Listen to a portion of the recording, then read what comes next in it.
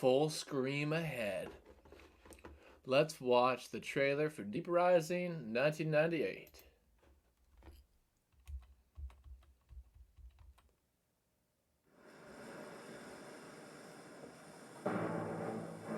Welcome to the greatest pleasure ship ever built. Good times forever! I really like how this movie looks and how it builds is really good. Because you don't see the monster until almost halfway. Like, people die from it, but it's all very inconspicuous. Like, they want to build up to the monster, and I like that. It's an older school horror technique. I feel like more so nowadays they show the monster a little quicker and a lot of stuff, but I like that about this. I have something here, sir. I've never seen anything like this. It's a malfunction, sir. That's impossible. Where are they coming from? I don't know, sir, but whatever it is, it's big. That would have been a good tagline too. It's big. That would be kind of dumb, but it'd be kind of funny too. They answered a distress call. Where the hell is everybody? Now. That's not even true though. Dead in the water.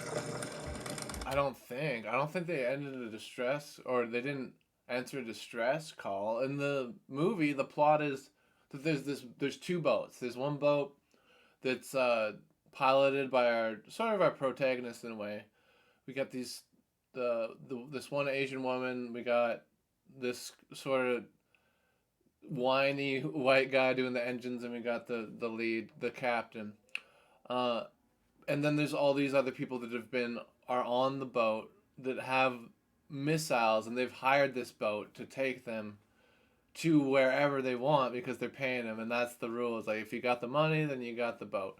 But they end up blowing, like, the people who are on his boat paying, they're the ones who blow up their boat, the big boat, the yacht, in the first place. So it doesn't make sense that they'd be getting the distress call, that they answered the distress call. And I feel like the trailers got information mixed up. Maybe I'm crazy. Anyway. I got a really bad feeling about this. The ship's infested. Let's get the hell out of here! There's a good scenes. The effects are good. It's not all CGI. Obviously, the monster kind of had to be, I think. I mean, there's other ways to do it, but especially for Hollywood at this time, making movies like this, that was the way, because it was so new, but it was so cost effective doing it in CG. And it honestly looks decent. Like, some of the things that I think are, I'm not sure if are sometimes I can't tell if shit's CGI or it's a good mix of real practical effects and CGI, and then it's even harder to tell. What the hell is that? Girl from Ipanema. Yeah, that's a reoccurring gag, sort of. Anyway, it at least comes back for a callback. That's what those jokes are called. It's a callback joke. So, that song happens, and that's sort of that guy that they just showed with the longer hair and the hat. He is basically the comic relief in the film. I don't mean to sound like a wuss, but this is starting to freak me out, man. I vote we leave. Lots of fun dialogue in it. Good cheesy quips and lines. Decently well written in that regard. I mean, it's derivative of a lot of other stuff, but that's sort of the point.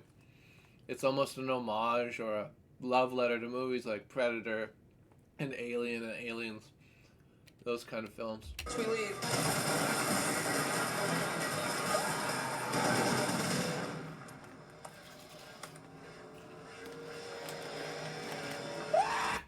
Like, that shot looked good. That CGI looked decent. Some of the stuff's like, okay, it's clearly fake, but obviously it's fake. But still, it looks a little less real in some shots than others. But, that's the way it goes. For the time, pretty good, honestly.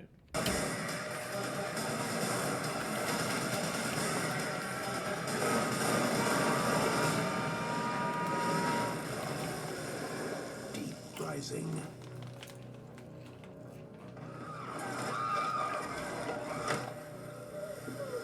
Women and children first. Is that the tagline? Deep Rising. Women and children first.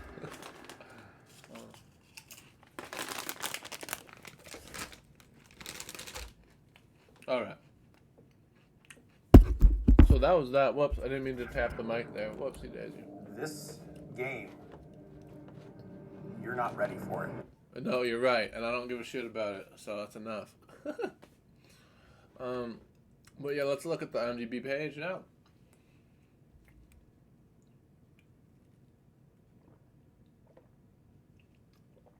I don't need to watch this video. It wants me to give them my birthday. I don't want to give them my birthday.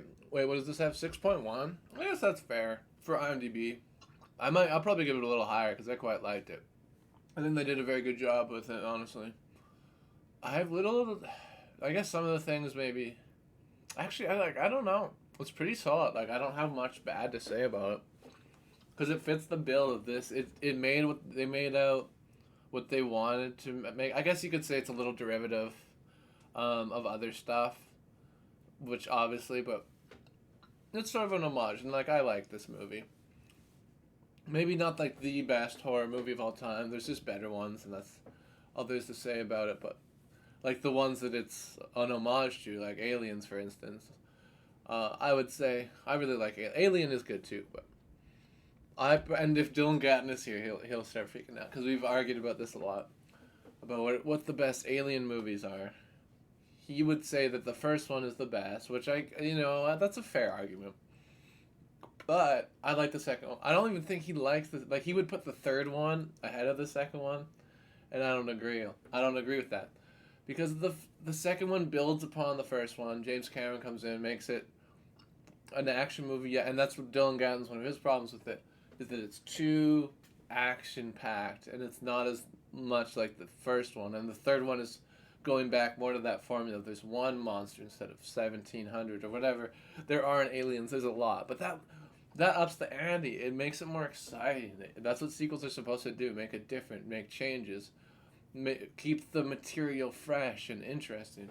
Anyway, I'm getting off tangent, but that's how I feel about the Alien movies. And then we got Deep Rising here.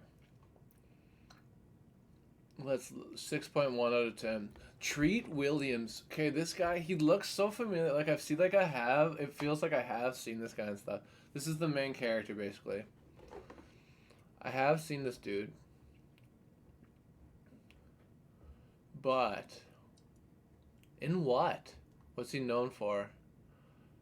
He keeps working. It looks like he's had steady jobs, but he's one of those guys that gets jobs in like a lot of low budget stuff, I think, which is fair.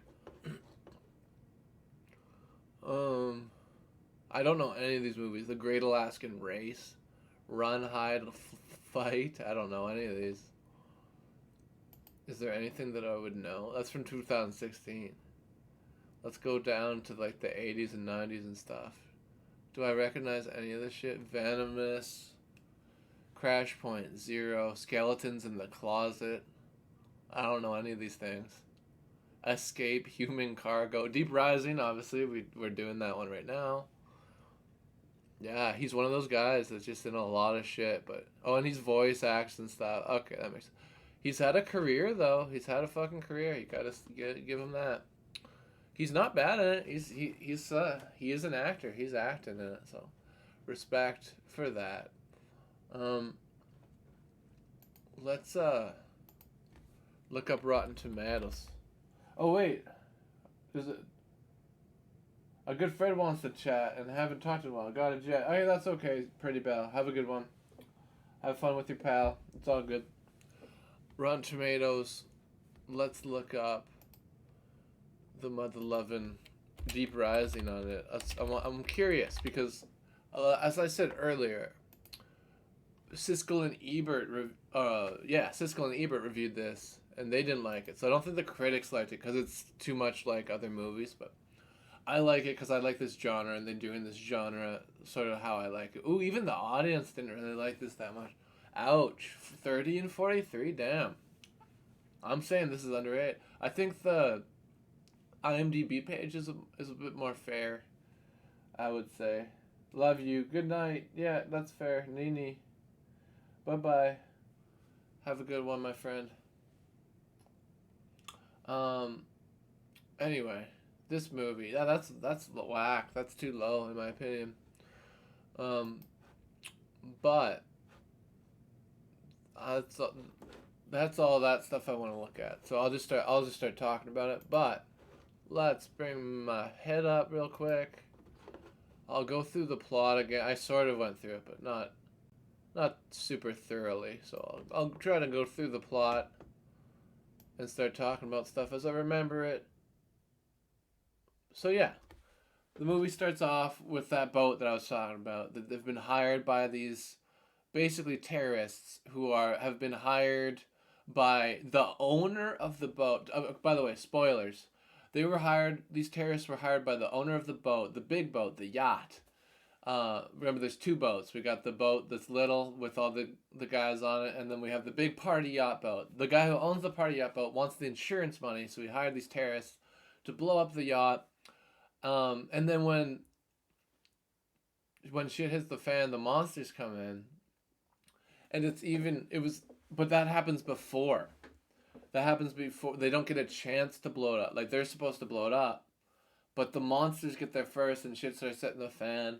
And so when the terrorists get there, they're everyone's like already dead, and they're like, what the fuck's going on? And leads me to my first point. There's a lot of different characters, and there's lots of people of the terrorist character, and you want all these guys. All these guys are assholes. You want them to die, because they're a bunch of dicks. Oh, actually, I want to go back to the IMDb page real quick. I'm not gonna put it up on the screen. I'll just read it. That's fine. That's what we used to do anyway. But I wanted to look at one of the actors, because the guy who played the main terrorist, the lead terrorist, if I am correct, he was in one of my favorite movies of all time, Mystery Men, which I've reviewed on here before, and I love Mystery Men, and it's great. But yes, he is. I could tell by the voice, because he plays the Sphinx in Mystery Man, and I knew it was him just by the voice. I had a feeling it was him, but he wears a mask in the movie Mystery Man, so that's how I wouldn't have noticed if his voice wasn't so iconic. So that was cool. That's right. I wanted to check that out.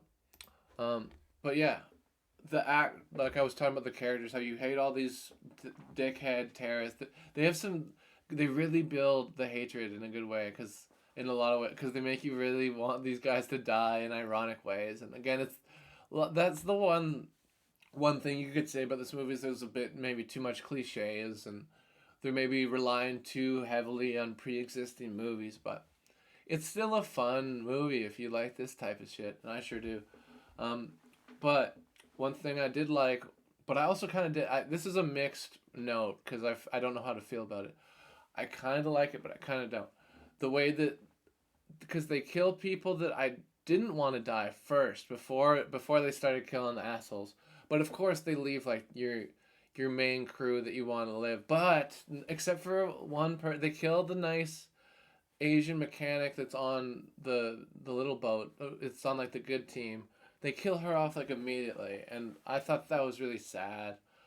Because I didn't want her to die. She was one of the good ones.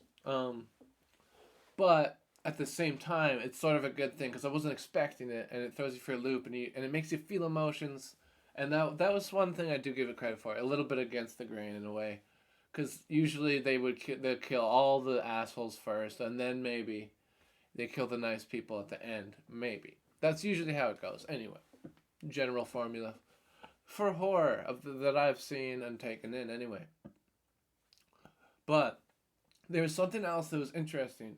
Oh, we didn't look at the box office information. Let's look real quick. I'm going to go back and just look at the IMDb page here and go to the bottom and see, because I don't think this did very well. Yeah, this is a lot like Leviathan. Mimic I haven't seen, but I think it's kind of like it as well. Um, we got. I'm looking down here for the. See if we can find the. Here it is. Here's the box office budget: 45 million. Oof. Gross worldwide: 11,203,026 bucks. Not very good. That's too bad. Because it's good. I liked it. But man, I think people just weren't wanting another movie like this, I think, at the time is the problem. But, for people who like this kind of thing, we watch it later on. But that's rough. That's like a quarter of the budget. Oof, that's rough. Anyway, back to me talking about this movie. So it's pretty neat. I like the way they do the scares. I like the effects for the most part are pretty good. And even when I don't believe the effects, I still like them because you can tell someone put a lot of work into this, into the CGI. And for 1998, the CGI does look good. But there's something I wanted to talk about at the end of the movie. Again, spoiler alert. But at the end of the movie, we get it's sort of like a sequel setup, a setup for a sequel, but it's more than that. And I looked this up, and I did a tiny wee bit of research, and found out that this movie was originally supposed to lead in to a King Kong reboot, like a 1999 reboot, because this movie was 1998, so it'd probably be like the next year. But it was going to be King Kong because at the end of the movie, the last few people that are left that survive end up at this island, and it's clearly Skull Island, and they do an aerial shot, and you don't see King Kong, but you see a figure like beating up, fucking up trees and shit. You see them like just ripping out trees, just coming out of the forest, but you don't see who's doing it. But it's almost certainly King Kong, and then you see like a big volcano and shit. So that's supposed to be Skull Island. For sure it is because I looked it up. So, but this movie didn't do well, so it didn't turn into a King Kong remake. It was gonna be the same director, Steven Sommers, but yes, no, it didn't work out. That would have been cool to see. I would have really liked that because I even googled, like, is there a sequel to this? Like, it sets it up for something, but apparently it was supposed to be a King Kong remake and sort of a sequel in a way, but really a lead in from this Deep Rising into the King Kong remake or reboot, whatever you want to call it. Anyway. Yeah, I really liked this. It wasn't perfect, like I said. It is derivative of other stuff, but I do like the creature design overall is kind of cool. It starts off with like these tentacles with spikes and shit, and the way oh, I gotta talk about the scene where they have like the way people get eaten is pretty crazy. They thought he was a monster, but he was a king. King Kong, right? Of course. Never forget. Don't take them into the city. It's never ended well. Don't take big fucking prehistoric beasts and put them into the city. It never ends well. Lost World. Jurassic Park, Lost World. King Kong, obviously. But anyway, I was getting a little off tangent there. But yeah, this movie's cool. The monsters, like the way they eat people is pretty crazy. So the tentacles, like, there's these spiny tentacles, like, suck you up through the tentacle hole, and then you get, like, pooped out and ingested, and, like, they show a guy that's not quite done being digested, and he's, like, all fucked up in the face, and I think this was a mix of practical and CGI, it seems like, anyway. But it looks really good, even for today's standards, where his face is like melted from the stomach acid, and he looks all fucked up. It looks so good, but it's probably the most disturbing scene. But it's done very well, I must say. I had to mention that part. But yeah, this isn't a comedy, but there is humor in it. There's constant sort of like jokes throughout, obviously, but the horror is serious. Like, it's scary kills and stuff, just with like a little bit of jokes in between. It's definitely a horror movie. Could this have been more popular if it was more of a comedy? Maybe. Maybe if they leaned into it more. I'm not sure. But I still like this. Does Tom Cruise get sucked into an alien butthole? No, he does not in this film. You know what film that is? War of the Worlds. Tom Cruise gets sucked up into an alien butthole. But I digress. No, yeah, Deep Rising. It was fun. I think I'm running out of stuff to say about it, but I like this. Dylan Gatton recommended it. Um, it hits those notes that I want in a spooky movie like this with monsters for the most part. The monster could have maybe been a little cooler looking, but it was pretty cool looking. I've seen less cool looking monsters in movies, but the build up, they do the build up great. Suspense. They don't show you the monster right away, which I like. Um, but yeah, it is just a little bit derivative of other stuff. I'm gonna rate and review and rate and review. I already reviewed it. I'm gonna rate it now. Okay, I can't talk. I'm trying to. I'm okay. We're doing it anyway. Deep Rising. Let's give it. How do I feel about this movie? How do I feel about this movie? I'm gonna give it a. You know what? 7.2. Let's give it a 7. That seems right now. Let's give it a 7.2 out of 10. Better than 6 for sure. Even a little better than 7. 7.2. But, you know, it is like a lot of other stuff, even though I like a lot of other stuff that it's like. But at a certain point, you gotta say movies like Aliens, Terminator 2, but I guess that's a little different. But Predator are a little better, debatably. But this movie's good. Deep Rising Crust Pizza. 7.2 out of 10 dogs. Deep Rising, the film, 1998. 7.2 out of 10 dogs. Okay.